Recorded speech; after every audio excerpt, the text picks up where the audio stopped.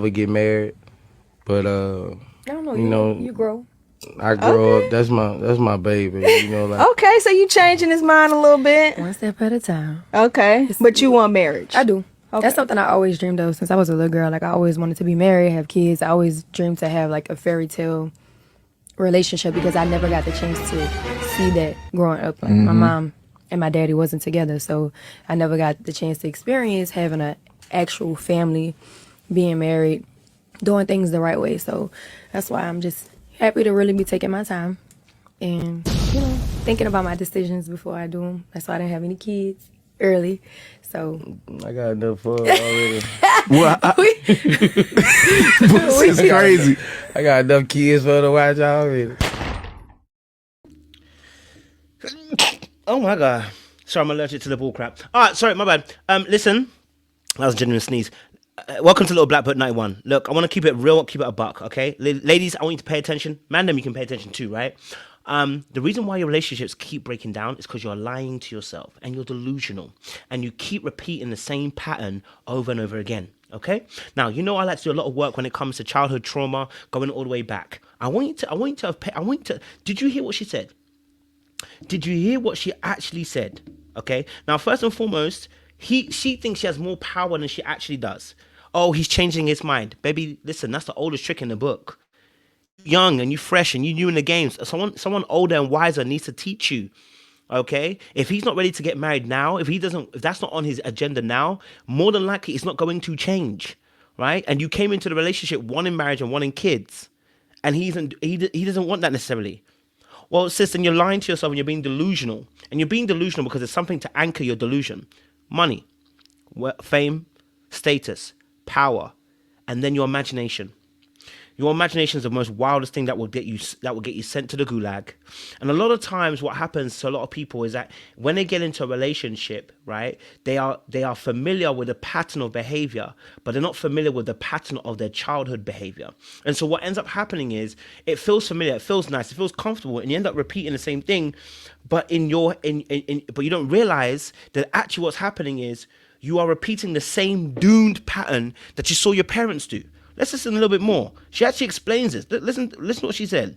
Okay, listen to what she said. I do. Okay. That's something I always dreamed of since I was a little girl. Like I always wanted to be married, have kids. I always dreamed to have like a fairy tale relationship because I never got the chance to see that growing up. Like my mom and my daddy wasn't together, so. Well, let's pause it right there. Okay, mommy and daddy weren't together. Okay, now of course, a lot of times when we talk about the patterns, people might not see it the same way because, of course, her and Boosie are together. But what you don't realize is you need to also analyze the core wounds. What are the wounds that are born out of a situation where a child doesn't see neither their mother or their father together? What happens to that child? How do they internalize? Because let me take this now.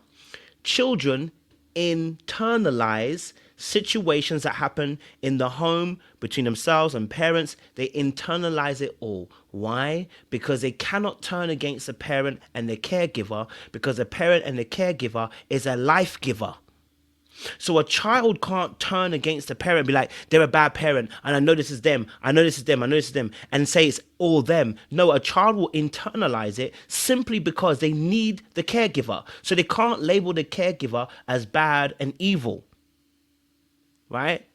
And unsafe. They can't, because they need the caregiver. The caregiver who they're attached to is the one that's giving them life. They're feeding them, supporting them, putting a roof over their head, whatever, right?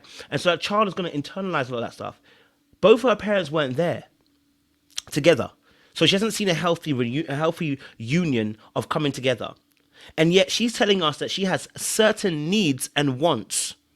And in this place where she's willing to trade those needs and wants in time-wise, she's also willing to spend a bit of time, in a relationship where she's not immediately getting somebody who meets her agenda and meets her needs and wants and her vision and goals for the future.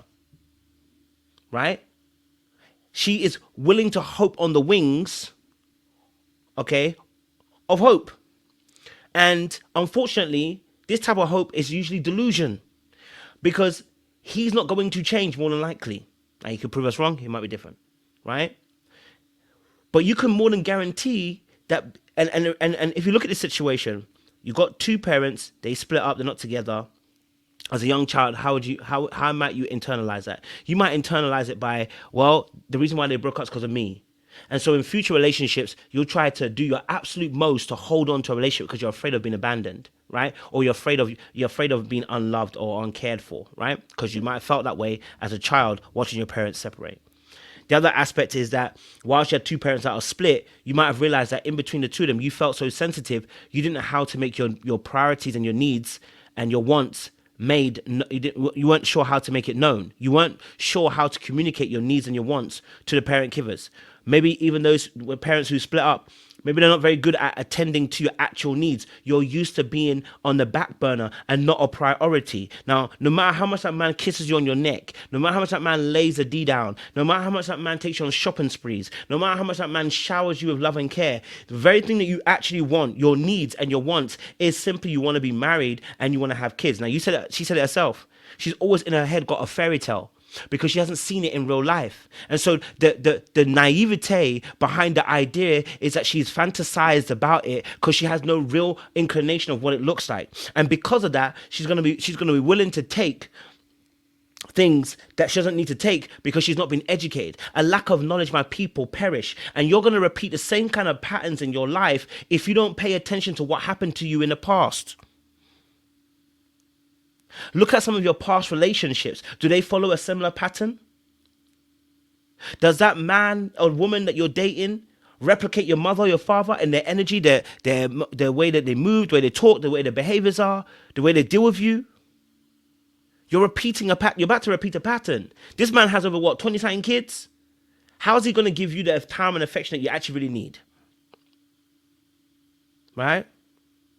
How long before you're laden with your child and he separates from you like he did with the other baby mothers? Now, he might not, just saying that, right?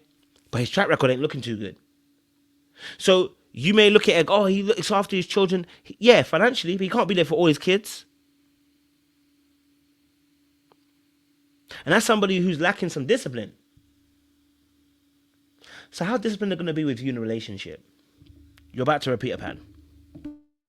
I never got the chance to experience having an actual family, being married, doing things the right way. So that's why I'm just happy to really be taking my time and, thinking about my decisions before I do them. That's why I didn't have any kids early. So I got enough fun already. The brother just told you something. He already has enough kids for both of them. But you want kids and you want a marriage. And listen, he'll probably give it to you because he can afford it, right? He can afford it, potentially, right? But will he be there emotionally? Will he be present? Will he have time to be present with all the kids that he's already got? With all the mothers who are the mother of his children? Will he have time for you to be emotionally present? Maybe not. And maybe he hasn't been emotionally present even now. But there's probably something familiar about that relationship.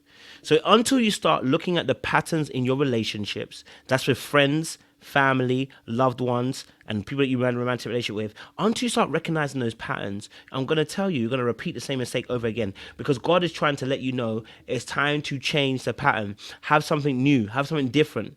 It's time to change it, right? It could be a different man or different woman, but same type of pattern.